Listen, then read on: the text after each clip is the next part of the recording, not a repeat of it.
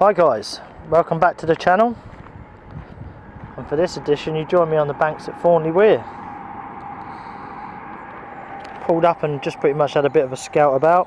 There's the van.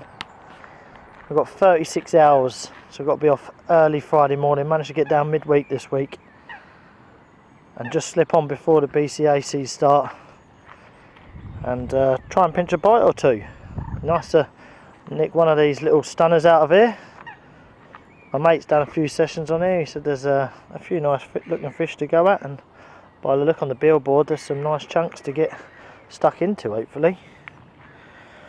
Water's reasonably clear, quite weedy in areas. From when I've walked around I can see a few of the corners are pretty weeded out, which is pretty nice. Guess there's plenty of naturals to go out for the fish. So this is the peg we're going to start with for this session. If we have to move, we have to move, but it's a nice double peg, look, because I've got to be off early at 6 in the morning. The van can be parked by your peg at this peg, so it's pretty darn sweet, to be fair. So yeah, it's a beautiful spring day, and it's going to be just as nice tomorrow. 18-19 degrees, no cold winds anymore. It's like southwesterlies. Everything we want, eh? Hopefully the fish will be in the mood for a bit of a feed. So yeah, I think it's time to get the rod out now and have a lead out there and find a few spots and see what we've got to work with. And we'll have a catch up in a bit.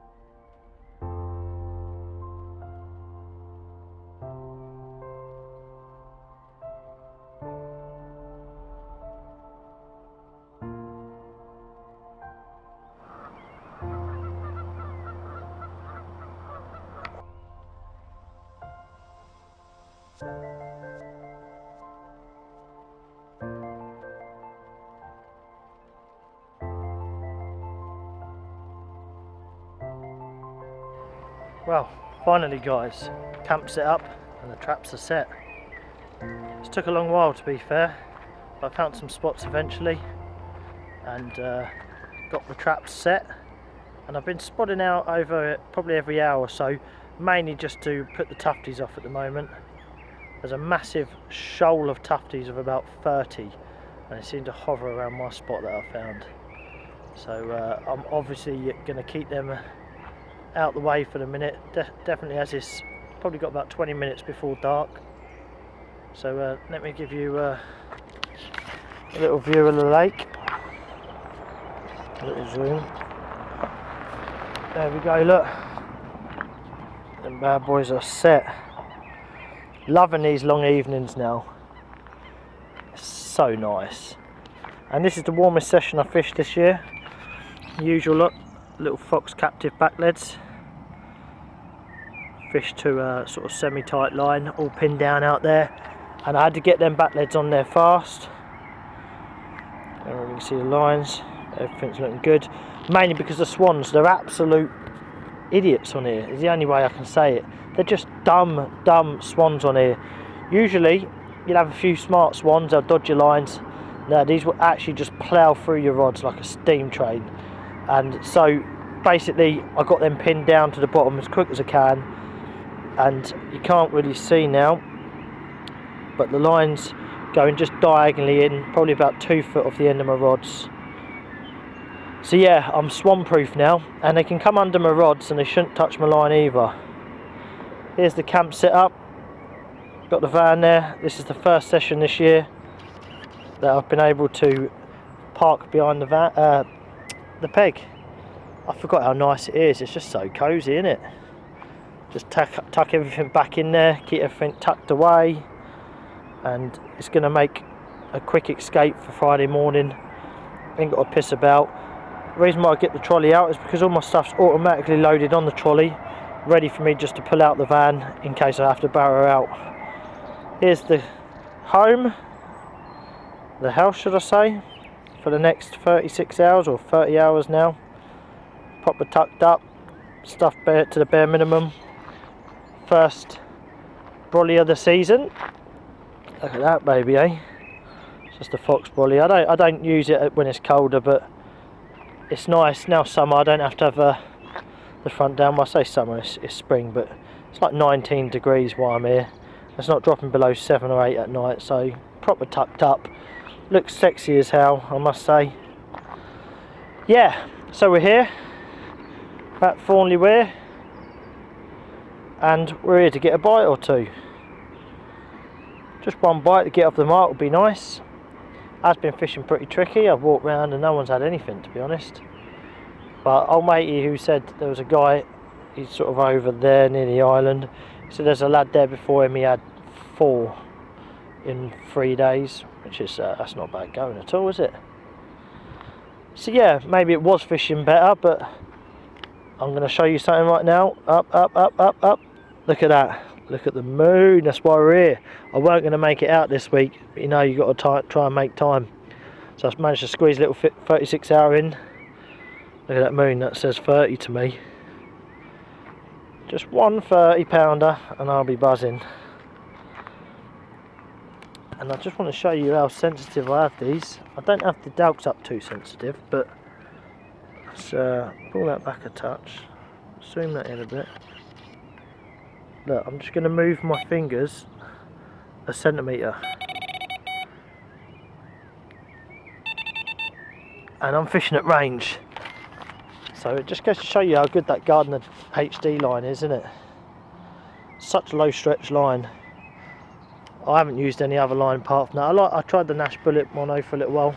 That's quite nice. Quite abrasive resistance, but it's still got that little bit too much stretching. Well, actually it is low stretch, but compared to the Gardner, it just don't compare. Right, enough waffling on for me. I'm going to enjoy this lake. It's time to start getting some food on. I've got steak, couscous, hummus, pita breads and mushrooms. Loving life. There's someone leaving late. Don't know what time the gates close here. He's off. Good lad, you got to drag these sessions out, ain't you? Every bite counts, every minute counts. So yeah, here we go. Camp set up, trap set. Let's get on it. Right, see you in the morning or see you in the night with a fish. Check out that, guys, that's how we do. It's been a real knackering day. Get a little reward at the end of it. Makes it all worth it, doesn't it? Living life on the bank, loving it. Would you look at that, guys? I've had an absolute stinker. No fish, by the way. All 3 rods are currently leaning up there. Tufties. What an absolute nightmare of a creature. So these are the birds that can actually eat underwater. And they messed up out with all 3 rods. I just reeled one in. Another one had moved it and crossed my line, and I just knew something weren't right. I looked at all 3 rods. Obviously the last one had a tufty on it, that was obvious, but the other 2, the way I set these with these back leads, they're identical.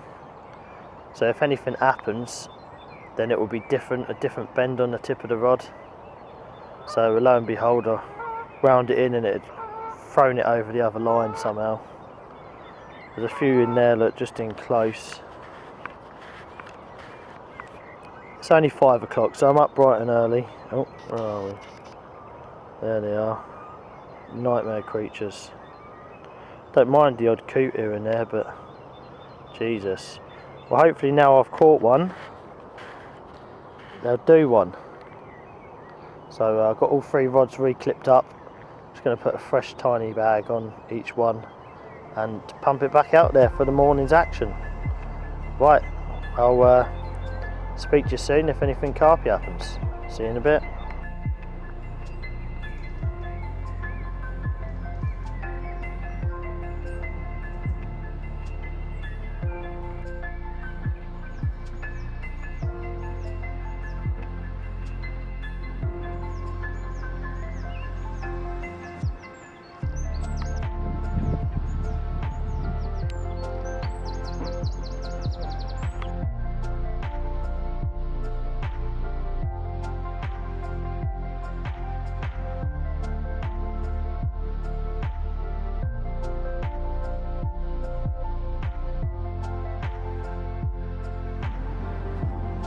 Well, what a beautiful morning it is here. Sun's come out, it's lovely and warm, and we've got a nice carp. Nice fawny weird carp. This one was £20 in ounces. Just took off on the left hand rod. Literally the rods had only been back in probably an hour. Or that rod had. That was the last rod I cast back in. It went an hour after. I seen a little slick come up. A lovely little dark mirror. £20 and an ounce or 2. Lovely little scrape of 20, eh? Hopefully there'll be another few bites to follow. It's nice to get off the mark so early. Last night the birds just absolutely destroyed me. So really happy and made up to get a bite finally. And what I'm having to do with the old tufties, because they are relentless and I'm fishing a long way out, is just keep the spom going in quarter field. So rather than just topping the peg up, I'm literally topping the peg up when the tufties tell me to. So every time I see tufties coming over and they think they're going to go down, I just simply put a little quarter, just enough bait to get me out there, just drop it in just on the back of the spot and really stretch it out so the yellow fox braids gives them a nice spook off the spot. And so far so good. There we go. Cracker.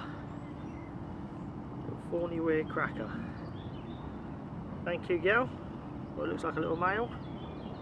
Got me off the mark nicely. Right, I'm going to slip this little beauty back and we'll have a catch up in a bit.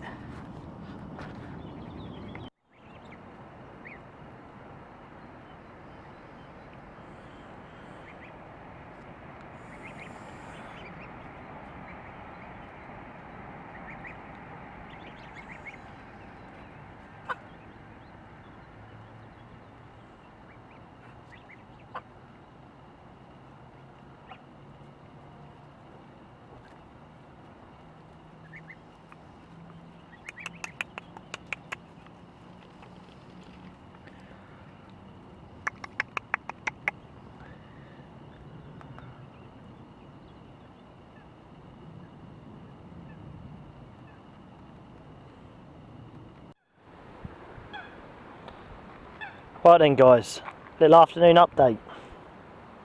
Nothing's happened since this morning's action.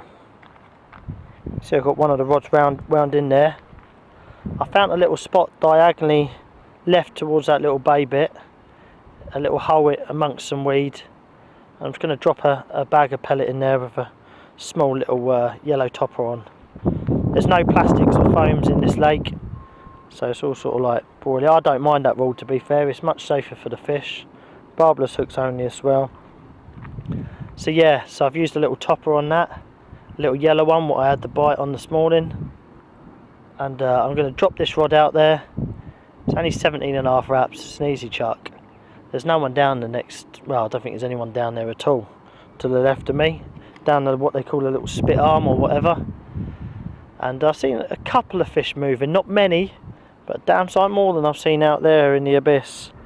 I haven't seen anything, I haven't seen a single fish show out there. So I've still got these 2 rods, bang on the baited spot. I'm going to continue to keep top that up every sort of hour or so, or when the tufties tell me to, just to spook them off the spot. And I'm not going to put any bait on this one to the left.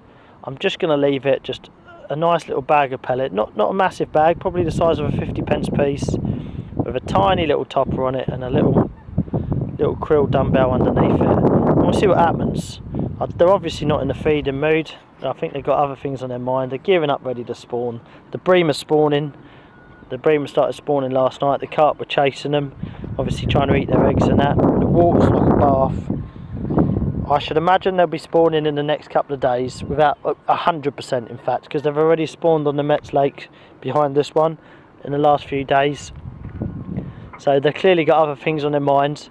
But we're off tomorrow morning at 7 in the morning. So we're just going to try and, this little last ditch attempt to try and pinch one more bite, eh? That's what it's about, isn't it? There was a little bit of splashing over there. Don't know whether it's bream or carp though, that's the thing. If they have started spawning, there's a tiny few fish in the corner. So I haven't seen anything splash or show down here. Right, I'm going to get this trap set, put it on a semi-slack line. It's quite weedy over there, so I'm just going to have it sort of semi-slack just so it contours to the bottom, the end 12 foot, and try and pinch a passing carp. Right, catch you in a bit.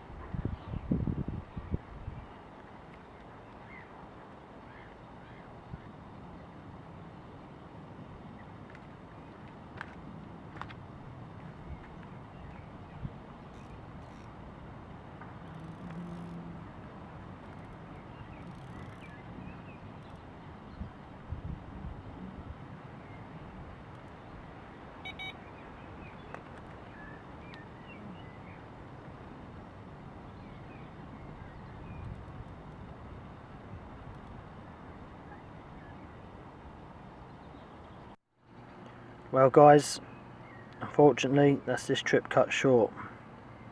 It's 1 o'clock in the afternoon now. Nothing else happened this morning, and for good reason. The fish had other things on their mind.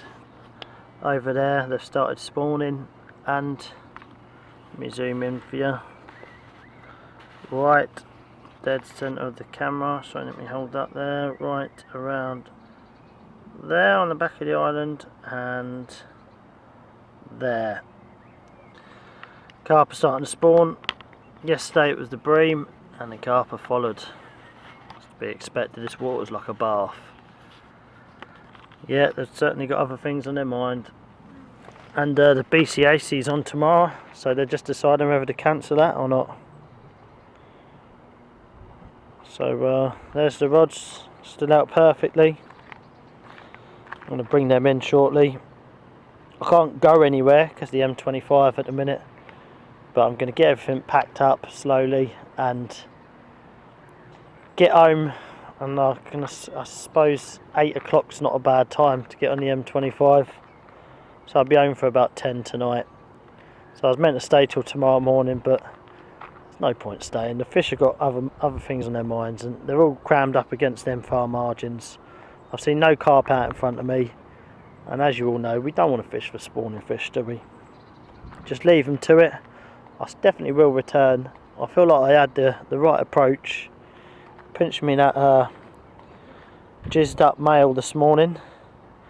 I'm pretty sure that was just a spawning male fish on his way. with maybe a couple of other males right over there to where the big females are. But it's been a nice night out. Well, we've been on here probably, what, 20 hours now? 19 hours? So we still got a bite. That's the main thing. It was an epic bite at that. Got up a right old scrap. But yeah, unfortunately, this session's done. There you go. See if I can zoom in on them. Look, they're going at it now. Quite, yep, they've just gone. They've started going bonkers. Right.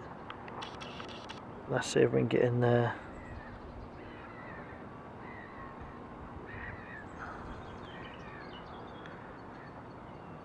Yeah, they're really getting horny now. I mean, the only reason I come here because they said they hadn't spawned and they weren't even thinking about it. I rang up Monday. Here they are. What a couple of days can do. There's no point in me staying just to feed the birds. Look at them out there, scrounging little shits. So yeah, I'm going to get everything packed up and get on my toes, and I'll hopefully catch you next week or in the next few weeks when everything's settled down and the fish have done their thing. So yeah, keep following, make sure you subscribe so you don't miss another episode, and I'll catch you on the next one.